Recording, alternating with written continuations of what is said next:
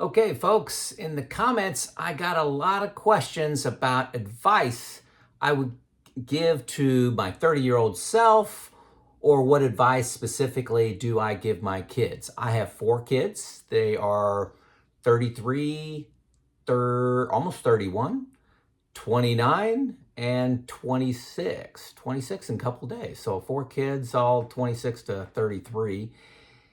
3 boys, and the last one is a little girl. And so I thought I would make this list and make this video. So I have 12 items. I've been working on this for a couple days. I've made an earlier version of this a couple years ago, so updated it. All new stuff here. And I will include in the description these 12 things, a short description of them for you for reference on this video. So please forward this on to your children, on to someone you know that may be in this age group. So 30-year-old self, based on what I know now. So my name is Joe. I'm currently 59. I retired at the age of 54, so I'm in my 5th year of retirement. Let's go. These are not in particular order. I tried to group them together by concept if they kind of flowed together, but these are not order of importance or anything like that. They're all important. You screw any one up, it can have a big impact on you. So number one, you win by doing the big things right. You got to do these big things right. Student loans. If you do get student loans, I mean, you cannot go to Notre Dame University, a Stanford University, and pay $80,000 a year for 4 years and get a philosophy or sociology degree or a teaching degree. That's setting yourself up for a lifetime of debt payment at a very, very slow rate of payback, with making a $36,000 a year in those fields and having $300,000 worth of debt. Got to do that right. Continue to this is also still under one, when these things do right. Student loans, education and skills. You got to get skills. You got to get an education, something that's in demand, whether it's engineering, whether it's medical, whether it's being an accountant, an exceptional welder, an exceptional plumber, exceptional electrician, some sort of skill. You got to do the home buying right. You can't become house poor. You can't make poor home decisions. Car, you got to win that battle. I got a little more detail on home and cars coming up. But these big things that you buy, pay yourself first, or saving money. And perhaps one of the biggest things that impacts your wealth and that you have to do right is picking your spouse. Picking the wrong spouse, where they spend a lot of money, or probably the worst situation, you end up in a divorce and splitting everything. So those are hard to recover from. These big life events, got to do them right. Difficult to recover if you do these wrong, really any one of them wrong. Many of you are already past the student loan decision, so it is what it is, right? But it is huge. The impact you can have, on student loans, for example, if you graduate college or whatever your specialty is, and you don't owe any money, you can start saving instantly instead of delaying that 10 years. And that 10 years of saving money is huge when you look 30, 35, 40 years out. Okay, so that was number one. Okay, the other one's a little quicker. Number two, this may not fit everybody, but it's advice I would give, right? It's not necessarily right, it's what I would do, okay? Start giving 5% away. So some charity, your church, some organization, give it away. Grow that to 10% over time with, as you have increases, promotions, windfalls, grow that to 10% and give some of your own time. It feels great. You're making an impact in your community. We are citizens of the community. And I'm here to tell you that the payback that you get on giving money and giving your time is at least 2x. My wife have countless examples of where we gave money and then, within a couple of months, some unexpected blessing came our way. Okay? I think that's very important. Number 3, pay yourself first. This is a term I got from The Richest Man in Babylon. Look it up, YouTube it. It's a little short little cartoon on The Richest Man in Babylon.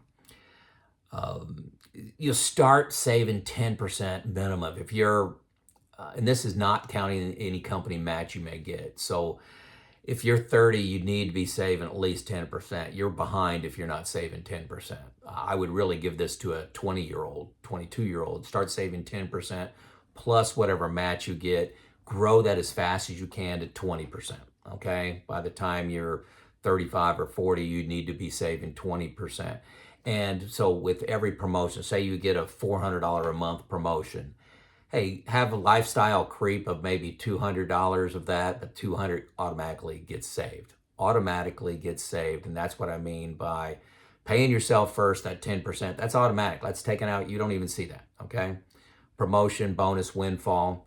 Start with your 401k. That's a good place because a lot of people get company match. Roth, whether Roth or traditional, depends on your tax bracket. A lot of times when you're 30, it makes sense to do Roth, but not all the time. It's all about tax bracket, whether you do traditional or Roth. Brokerage account. This is something that you're going to have if you want to retire before 59 and a half. You got to live on something from 54 to 59 and a half. And if you can't touch these retirement accounts, you eventually want to morph your savings. As you increase your savings from maybe 10% to 20, some of that can be in a brokerage account to fund that time period. Okay, so number 4, you got to learn the basics of investing. It's not hard. It's not intimidating once you get into the information. There's so much out there on YouTube that I didn't have when I was 30. You learn what index funds are, a high percentage of what you can, they're very low fees, index funds. The S&P 500 is a great one. The total stock market, VTI from Vanguard, is a great one. You should have a high stock content. I personally would tell my kids, be 100% stock at age 30, 100%. 10% being in individual stocks is okay. If you want to invest in Apple or Google or something like that, 10% is okay, but 90% just buy the market. Down markets. So when the market goes down 20, 30, 40, 50%, that's a great time. When you're 30, that's a great time to be investing. You need to buy more or do nothing. Those are your two options. Buy more or do nothing in those times. It's the market has recovered historically 100% of the time. So when the market's down 50%, everything's on sale. That's how you need to look at it. Do not listen to the market drama. Do not get on television. Do not listen to all the people saying it's going to go down 20% next year. Oh, we're expecting a recession. Just keep buying. Just keep buying. Just keep buying. Don't pay attention to it. Live your life. Okay? The experts are almost always wrong, but you're always going to find 2 people. So you got 100 experts out there. You're going to find 2 people that predicted the down market. Well, that's called a blind squirrel eventually finds a nut, okay? Don't listen to the experts. Just keep buying the market, okay? And don't panic. If anything, buy more when the market's down. Don't try to time the market. I'll throw that in there. Don't try to buy, buy when you think it's going to be low. Don't sell when you think it's high. Just keep on putting your money in, live your life, okay? Just dollar cost average your money in. Just every month buy that 10% moving up to 20%. Number 5, you got to have a budget process. You got to know where your money's going. Don't just hope, expect to have money at the end of the month. Know where every dollar's going. I'm not saying keep track of every receipt. I never did that. But on a monthly basis, I knew my major expenses. I knew I had a big discretionary pile, and I knew there were things that came and go each month. Vacation time we spent a little bit more, but I knew where the money was going. Credit cards, you got to pay them off monthly. They're not a loan service, okay? They're loan sharks, which means you pay an enormously high interest rate, like 20%. That is a loser. There's fun in the anticipation of waiting. So like if you're saving money for a new television set, There's fun in that excitement of waiting, okay? So don't use that as a loan service. It's a horrible practice to start. Horrible. Um, if you're, let's see, budget stress. Okay. Hey, if you're saving 20%, okay, and this is still under a budget process. If you're saving 20% and that's directly going in your 401k or your brokerage account, you got the same budget stress as if you were saving zero, okay? Because what happens is if you're saving zero, that money's going to disappear. That 20% that you're not automatically saving is just going to freaking disappear. You're not going to know where it's at. 5 years, you're going to say, what happened to all that 20% that we thought was going to, we were going to save? Oh, you just spent it. Take it away, set it over here. You got the same budget discipline. You're going to have the same happiness whether you take that 20% and save it or you don't save it. Trust me. You're just going to have more crap. That's a technical term. You're going to have more stuff that you're going to have in the basement or stored away that you're not going to get happiness out of for more than like 2 weeks, okay? Don't buy a lot of stuff. Stuff does not buy happiness. That's a great lesson to learn. Stuff does not buy happiness. You think it will. You think that $80,000 pickup truck is going to bring you great happiness. It brings you probably less happiness than a $15,000 truck that's paid off, okay? Because you get a little scratch in that. It won't cause you any stress at all. You can drive it off-road and get it dirty. A lot more fun having an old truck than a brand new truck, okay? Stuff does not buy you happiness. You got to win the car game. I call this the car game. This is number 6. Good used cars, okay? You can't, I like buying a Toyota. I like buying Hondas and Subarus. Drive those cars so they have 250, 200,000 miles on them. It's okay to buy a brand new car, okay? I've done that a few times in my life when I got very low interest rates, okay, like 0% or 2%. And I knew I was going to hold that car 10, 11, 12 years. I'm currently driving a 12-year-old minivan, okay, with 200,000 miles on it, okay? You got to win the car game. And losing the car game means, hey, I'm leasing a car, I get a new one every 3 years, or I buy a new car every 2, 3, 4 years with the latest and greatest of everything on it. That is losing the car game. Have the self-confidence to drive the oldest but most reliable car in your subdivision. The oldest but most reliable car in your subdivision. This was me. My last job, I was the plant manager. I drove a hand-me-down car from my kids, the ones they drove in high school and college. I had one of the worst cars out there, but it was reliable. Okay, ended up giving that car away to a relative. Doing the car game right, alone, doing that right, over 35 years, you take the money, the differential, I've done this, you could do the math on this, say $500 a year for 35 years at an 8% return of the S&P 500. It's like $1 million, okay? So doing that right will be $1 million to you in 35 years. Okay, number 7, 25% target spending on your house, okay? This is house and the mortgage and your property taxes all in. Buy with the intent to sell, okay? My wife and I did a lot of sweat equity on our houses. We built a lot of houses, did a lot of sweat, finishing the basements off, increasing the square footage, putting decks on the back of the house, doing all the landscaping, fixing up the house. We did a lot of that. Our first house was a wreck. Nobody would buy it. We bought it, spent money on it, and really made a nice return on homes. I think homes are a good debt to have because you're leveraging somebody else's money and you're getting an increase in value. If you buy a house with intent to sell, don't buy the most expensive house in the neighborhood and because you want it. Buy a mid-range house in the neighborhood that you can put some sweat equity into improving. Number 8, ego. Gosh, I mention this all the time now. Ego and lifestyle creep with stuff will prevent you from retiring early. That's a statement, okay?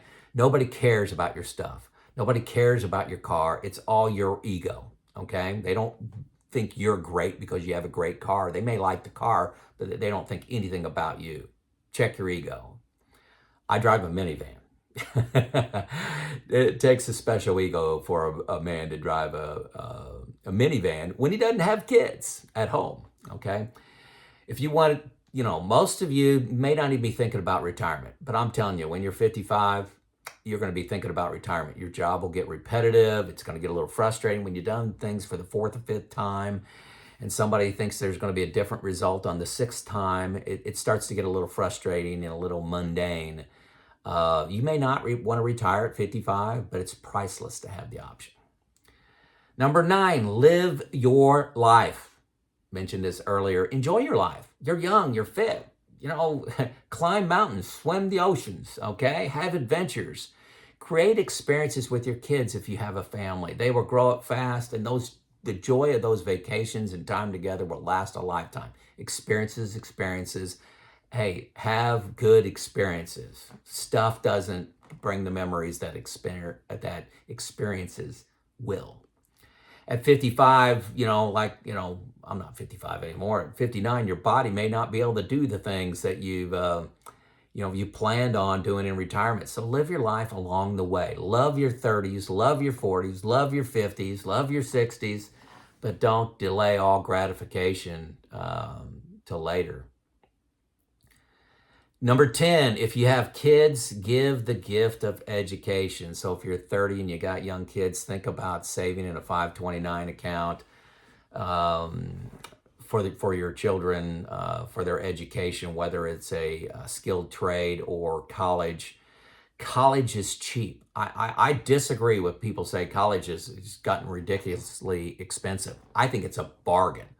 My kids went to Purdue University, $20,000 a year, $80,000, and got $80,000 a year jobs first year.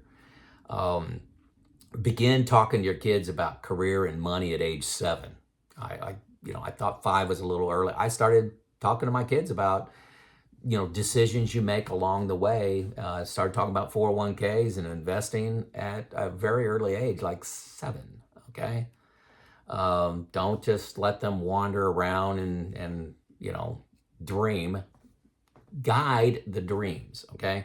This will pay off for them and pay off for you big, okay? I loved giving the gift of no student loans.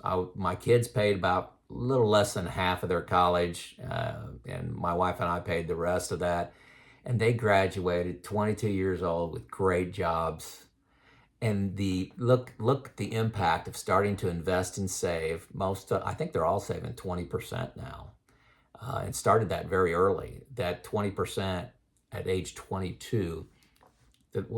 Fast forward 35 years, massive. Can't overcome the impact of time. Number 11, keep learning, grow your skill set. You're 30 years old.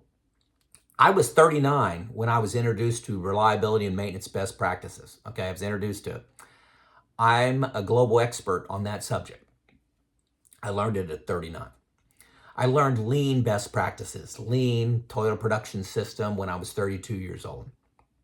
I learned YouTube when I was 55, how to be a contributor, editor on YouTube. My throat is getting dried out here. Learning makes your job exciting. It grows your salary. It gives you some influence. Good gosh, I'm going to get a drink here. Stop learning and you're going to stop earning more. Okay, control your own destiny by keep learning. I can't imagine not continuing to learn. Good thing I'm on number 12 here. Got a little frog in my throat here. Real estate is, I believe, the fastest path to an early retirement. This was not my path, okay? But I have to tell you, and I would tell any 30-year-old, you do something like, buy a home, build it up to 10 homes, have them pay off your mortgage, and then you've got that income stream. Say you can pay off that mortgage in 20 years. In 20 years, you got $2,000 a month coming in from 10 houses. It's insane what you could have just in an income stream. Again, this is not my path, not my expertise. This is not a free meal, free ticket. You've got to learn the skill. You got to master it. You got to educate yourself. But I feel a list like this wouldn't be complete if I didn't talk about real estate. You can lose everything, okay, if the housing market goes down. But everybody needs a place to live, and there's a lot of real estate millionaires out there. If you look at people that retired at 40, 45, 50, and that are very wealthy, good chance they did that in real estate. But you got to know what you're doing, okay? Not my expertise. I'll mention it to look at further, investigate further if you want to go that path. So that is the 12 things that I have told my kids that I would tell my 30-year-old self. Hopefully this helped. If I missed something, let me know in the comments. And if nothing else, let me know where you are from. This is Joe out.